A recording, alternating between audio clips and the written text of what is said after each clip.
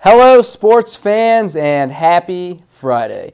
Welcome to another episode of the Ocean Star Sports Show. I'm your host, sports reporter, Dominic Polio. This week was a lot of sports actions, a lot of tournaments, and unfortunately a lot of losses. So we're going to get those games out of the way first before I bring you field hockey. So field hockey fans, sit tight because your great highlight is last. So we're going to kick things off with Point Beach girls soccer, who traveled to play Jackson Memorial in the second round of the Shore Conference tournament. Jackson Memorial, seated at 7. Point Beach gave them a challenge. It was a close game, a great game played by both teams. Let's see how it played out. The Garnet Gulls girls soccer team had a tough challenge Friday when they traveled to play Jackson Memorial in the Shore Conference tournament round of 16. There, after a strong fight from Point Beach, the team fell by a final score of 1-0. It took a long 12 minutes before Jackson Memorial was able to find the back of Beach's net. After Emily Jacoby beats Kendall Petrell here, she sends the ball across goal. Alyssa Fernandez makes a nice turn before putting the left footer into the goal for the lead. Point Beach kept chugging away, and thanks to a spectacular game and goal from sophomore Tony Abdi, the game remained close. Abdi made 2 big saves, really stretching out for this one, and then keeping her wits about her for this save. Beach went into the half only down 1 goal. Out of halftime, the Gulls picked up the pace and pressed their attack. They did their best to try and crack Memorial's defense, but it proved tough. Beach had limited opportunities, but still created chances throughout the game. That ball just goes wide, but Beach kept cracking. Abdi remained tough between the posts to keep the contest close, but eventually the final whistle blew, and Beach was sent home with the 1-0 loss. Not bad for a small school like Point Pleasant Beach going up against a tough, bigger school like Jackson Memorial. The Gulls gave all they had on the field. I can't say enough about how strong they played. Great game from Tony Abdi in goal. Absolutely phenomenal play. Really kept your team in it from start to finish. Next up, Point Borough girls soccer. They had a tough road game against Toms River North after beating Shore Regional in the round of 16 of the Shore Conference tournament. So, let's see how it played out in that night game this week. After an impressive upset victory over Shore Regional, the Point Borough girls soccer team was tasked with facing 3-seeded Toms River North in the Shore Conference tournament round of 8 Monday night. After keeping the first half close, the Panthers eventually fell by a score of 4-0. After 24 minutes of scoreless soccer, North's Melissa Willem buried a strong shot from a little over 18 yards out for a lead the Mariners would never surrender.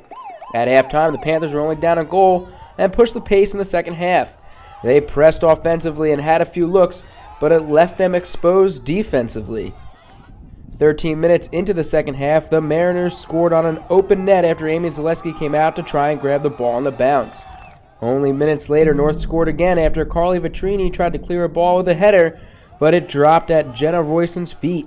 She rips a long shot under the crossbar to put the Mariners ahead 3-0. The Panthers fought for a few chances and finally earned their first corner of the game. Unfortunately, they couldn't get a good head on it, and Toms River stayed out in front. Before the end of the game, Crystal Hunn scored her second of the night, going near post to beat Zaleski. Toms River North sent Borough home with the 4-0 loss. It's always tough to lose on the road, but it doesn't take away from the great run that the Panthers put together in this year's Shore Conference tournament. Last year, they actually lost to Shore Regional in the round of 16, and this year they came back with a nice big 3-1 victory on the road. They, too, now concentrate on putting their efforts towards the state tournament, which kicks off next week.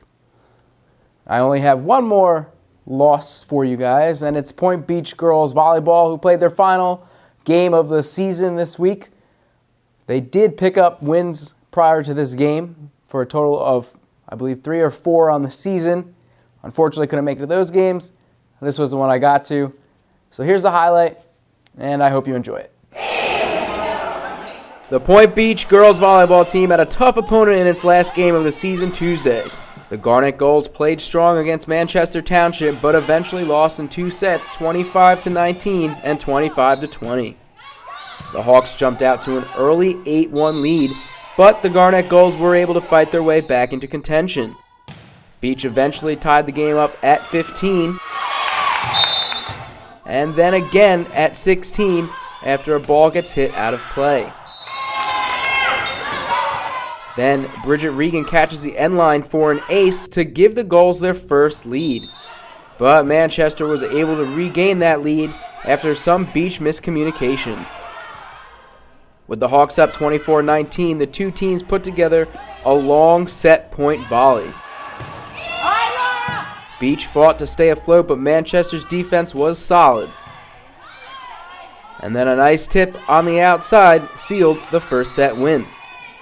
The second set was back and forth to start, and every time Beach got close, the Hawks managed to stay just out in front. They continued to slowly pull away, but the Garnet Gulls stayed competitive to the end with some nice plays here and there. Manchester eventually earned match point, but Beach's Olivia Weber did a good job using the block to pull the Gulls within 5. They stayed aggressive in the game's final volley, but Weber's hit sails long this time, and Manchester takes the match in 2 sets over Point Beach. It may have been a loss, but the Garnet Gulls did look a lot better in this game versus many of their other games this season. Plus, you got to give credit where credit's due. Manchester's libero played a phenomenal game. She was literally everywhere on the court, picking up everything that Beach threw at her. So good job. Kudos to her. And good job, Point Beach, for sticking with them for those 2 tough sets. Now, what you guys have all been waiting for. Point Borough field hockey. It's just a highlight reel. I don't know how else to put it. They opened up tournament play for the state tournament against Keyport. They hosted them, and just watch the highlight. Just watch the highlight, and you'll see why I don't really have the words for it. Check it out. It was one giant highlight reel for Point Borough field hockey, who opened state tournament play against Keyport on Monday. After a bit of a slow start, the Panthers worked their way to a 7-0 shutout to move to the next round. Borough struck gold first after a big scrum in front of Keyport's goal. Haley Hammerhand eventually works the ball away from the goalie and makes a nice move to slip it in on the far side. Borough's next score was the result of nice passing as Julia DeLong sends it here to Jordan Carr. The freshman then dishes to Hammerhand, who one times a rocket past the Red Raider keeper. The Panthers notched one last goal before halftime after Morgan Mulvey was run over in the circle as she tried to take a shot. On the ensuing corner, Jackie Bowd rips a shot that Devin Moeller redirects with a touch of her stick. Hammerhand is there for insurance, but it looks like the ball rolls in untouched for the goal. The Panthers went into halftime up 3-0 and only piled on their lead in the second half. 2 minutes in, it was Carr who tapped in a nice cross from Hammerhand for the score. About a minute later, Borough then extended its lead to 5 with my favorite shot of the day. Bowd managed to catch this ball on the bounce, and it flies in over the Keyport goalie's shoulder for the score. What a shot. The 6th goal of the game belonged to DeLong, who put her stick on a pass from Hammerhand, sending the ball right through the 5-hole. Then, with 5 minutes left to play, Moeller got a hold of a rebound in the circle and wasted no time finding the cage. Borough breezes through the first round of state 7-0 over Keyport. I told you it was a phenomenal game from Point Borough. They looked real strong right out of the gate, and they hope to take that momentum with them as they moved on to the next round against Arthur L. Johnson High School, which is the 4 seed. Borough's seated at 5, so they had to travel for that one. That's all the way in Clark. But I have faith in the Panthers. They have looked strong all season. They gave really big teams like Wall Township a challenge when they faced them on the road, and if they put everything together, they can really, really do damage in this state tournament. That is the last highlight I have for you guys for today, but as you know, and as I will always say, there is plenty more sports in the actual newspaper. So make sure you pick up today's copy of the Ocean Star. That is October 28th, 2016. There's a lot of cross-country in there. They competed in the cross-country Ocean County Championships this past week. Point Beach moved on. Girls moved on as a team. Borough girls placed 3rd. Devin Hart won the boys' race. So make sure you give that stuff a good read-through. There's also a really nice piece. Obviously, I think so because I wrote it. But it's nice because of the content. It's Challenger football. I had the opportunity to come out for a game on Sunday. They played your very own undefeated Point Borough High School Panthers, and it was just an unbelievable experience that was a little difficult to put into words, but I tried my best, and I hope you guys check out that article and then check out the Challenger flag football program. They're called the Point Pirates, and do what you can to help out because it's a great program. It works with great people, and it's for a great cause. So just see if you can get involved with any of your free time that you have there. All right, so that spiel is done. You know what's next. You can follow me on Twitter at Dom Polio. That's at DOMPOLLIO, at Dom Polio. You know I love getting your tweets. You know I love tweeting at you. Just follow me. Get your highlights, get your scores, get all the information you need to know, game changes, updates, things of that nature.